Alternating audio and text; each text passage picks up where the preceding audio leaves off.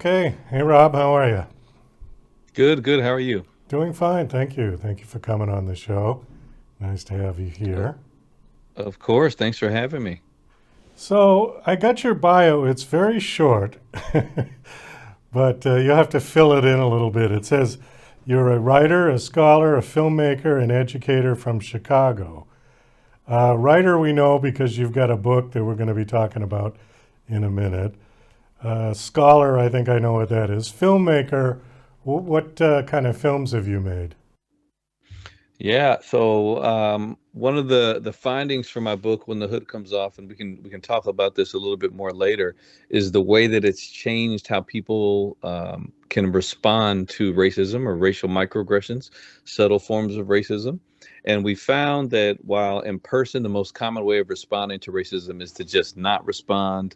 Online, people feel empowered and feel like they have the capacity to be able to challenge racism as it happens to them in a day-to-day basis.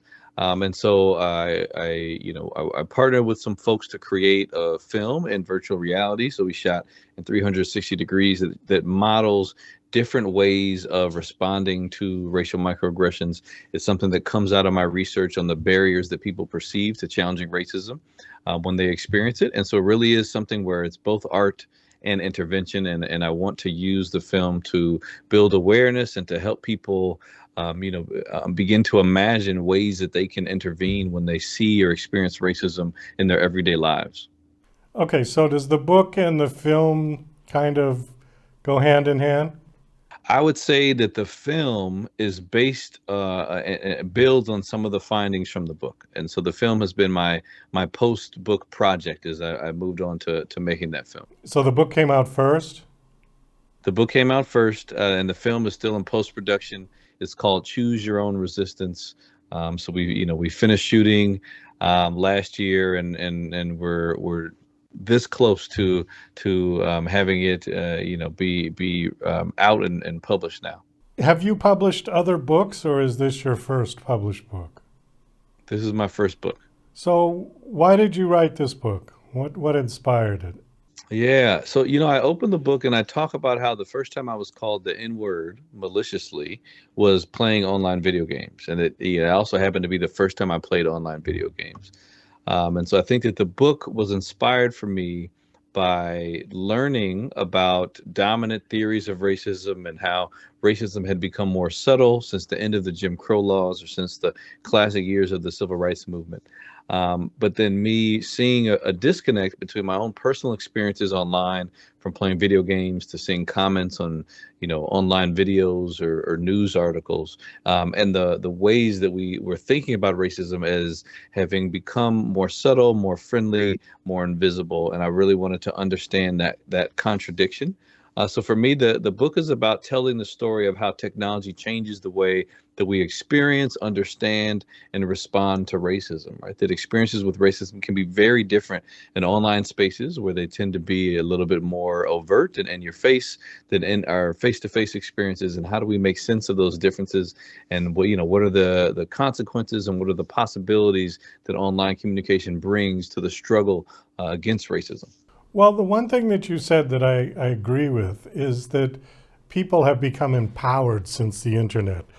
And when you go on Twitter and you go on any of the social medias, people say the nastiest things to other people on there that they would never say to their face. There's this sort of like protective wall. People use fake names, they use fake profiles just to spew, hateful garbage to other people. And what do we do with that? Do we blame the technology for creating that sort of environment and get rid of it? That's that's a great question. And I think that we do know that there are things about online communication that make human interaction a little bit more hostile, that when you don't look someone in the eye, you feel less bound by social norms that would kind of temper some of your responses, whether you're having an argument, a discussion, or what have you. And so I think that, right, that when you combine that hostility with racism and anonymity and the perceived protection from consequence, you can get a lot of ugliness. And one of the things that right, and what happens when we have that ugliness is, one, it's harmful for folks of color, but then two, it also exposes racism. That racism is, in my view, is strongest when it is hidden, when it is embedded in everyday interactions and institutions in ways that hurt the lives of folks of color, but do not attract opposition by people who do not recognize invisible or masked forms of racism. And one of the things that we see, right, when you think about this hostile language and people, combating each other online, is that the most common way to respond to racism or subtle forms of racism in face-to-face settings is to just not respond. So silence in the face of racism is the norm in face-to-face interactions. And that's what we have to realize. So when you see people who are aggressively challenging racism in online spaces, right, I tend to focus, less on, oh, is this the tone that we want people to take when they're engaging in a disagreement, and more with, hey, this is someone speaking up against racism in a way that we do not often see in face-to-face settings. So that is a change in power dynamic. It is a change in perceived capacity. It is a change in folks of color demanding that they are heard in ways that they don't always feel like they can demand in their everyday mainstream environments, whether it's at work or in school, where they face real consequences for standing up for themselves. It's interesting because there has been a lot of debate about censorship on social media, and does Facebook and Twitter have the right to censor people's posts? And the one argument is, yes, they do, because they're a private company. They can do what they want. Then there's been talk with the government regulating it, which, from my experience in this world, anything the government regulates tends to be bad. So that might not necessarily be the best solution to it. But then, like you were talking about, with it being more subtle, but if it's subtle, how do you determine if it should be taken down, if it was meant to be derogatory, and then who is responsible for taking it down? That is a great point. I think when it comes to subtle forms of racism, it's difficult to convince people always that it's problematic. And I think that when we're thinking about automatic moderation, it's easier when you can have a lexicon of racial slurs that you say, if a post includes these words, then we're going to ban that post, or we're going to delete that post. Right. When it comes to subtle forms of racism, it's not about using a bad word. It's not about saying something that is overtly harmful. And I don't know, right? It's more difficult for AI or for content moderators to be able to tell when something is problematic in that way. And so I don't know that there are ways to automatically moderate for subtle forms of racism, and that's something that we need research to explore. The possibilities there. But in the absence of institutional, automatic, or manual moderation of online spaces, I think that folks of color, communities of color, and activists and educators have found ways to do it themselves. And that is part of what I describe in When the Hood Comes Off, is the ways that regular people are engaging in challenging racism, racist posts, racist jokes in ways that change the norms, from us feeling comfortable being silent in the face of problematic interactions, to us being more comfortable with, challenging and confronting folks who engage in problematic or hurtful statements, whether they're subtle or overt. And part of what happens is that, I think that it's often possible for people to backtrack in ways, right? So if I can tell you an example, a student told me about, there was a white student who posted to a campus Facebook group, saying it was a picture of a black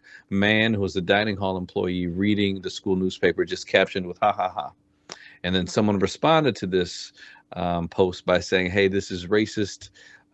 you should take it down, right? And the implication was that they thought that he was laughing at a black working class man reading, as if that was something that was uncommon to see. And the person who made the first post said, "Oh, no, this isn't about race. It's about the school newspaper because no one reads that. And the fact that you think it's about race means you are the racist in the situation." So that type of response is the type of thing that in a face-to-face setting, you just have to back up. You don't want to call this person a racist to their face. You don't want it to turn into a fight. And by them, taking the pressure off themselves by saying that they didn't even see race, they're colorblind, that's the end of the discussion. But in this case online, you had a collective action where a group of people said, no, we are denying that interpretation of the joke. We know that this is about race. Here is why. Here's how it's hurtful. And this led to, over 100 comments over a week period of time. And at the end of it, the person who made the original post deleted their post. And so by deleting the post, it does not mean that that person changed their mind, does not mean that they necessarily grew, but it is indicative of a shift in power dynamics where instead of folks of color feeling silenced in the face of experiencing racism or hearing racist jokes, that they were empowered by actually causing change where this joke was now rescinded. And so that's just an example of how the norm when facing racism in face-to-face settings is not necessarily the same norm that we see in online settings. And so that's folks can read more examples and we have see kind of a broader discussion of these things in the book. But that's just one example of how the social media gives activists and folks of color new tools that are changing the dynamics of racial conversations. We got just a couple of minutes left, but I wanted to bring up one point about talking online, generally speaking. The problem with online is that certain types of expression get lost. And I've had this happen to me many times. As an example, sarcasm. In text chat, sarcasm gets lost very easily, where it won't get lost in person because they can see the expression on your face. They can see the sort of the tone of the way you say something. The sarcasm is there. But if you type it out, oftentimes it gets missed, and then it can be misinterpreted. So it's another danger of communication in the internet age, I think.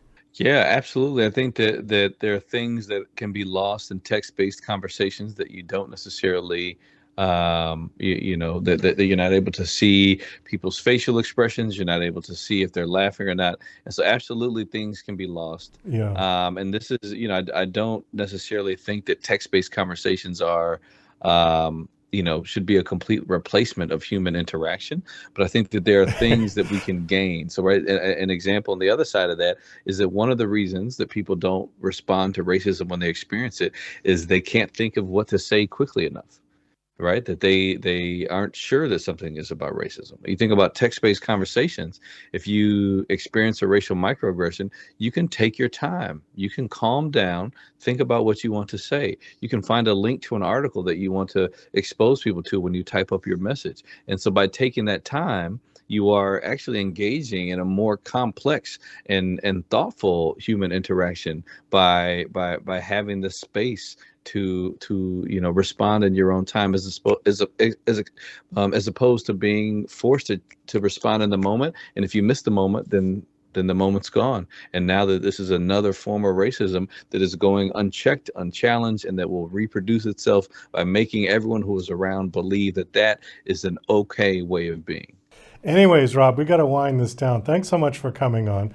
The book is called When the Hood Comes Off. My guest is Rob Eschmann. The book is out. That's right. The book is out. It's available everywhere books are sold. You can get it on Amazon, order it from Barnes & Noble, Goodreads.com, Powell's. And if you want to support your local bookstore, they don't have it in stock, you can ask them to order it. Okay. Last question. Do you have a website that you want to give out? I do. My website is robeschmann.com. I'm on social media at Rob Eschmann. And again, the book, When the Hood Comes Off, is available everywhere books are sold. Okay. Well, thank you for coming on the show. This was an interesting conversation. Big topic. We could have gone on a lot longer, but I think we gave people a good overview of your book. Best of luck. I hope the book does well. Thank you so much. Thanks for having me.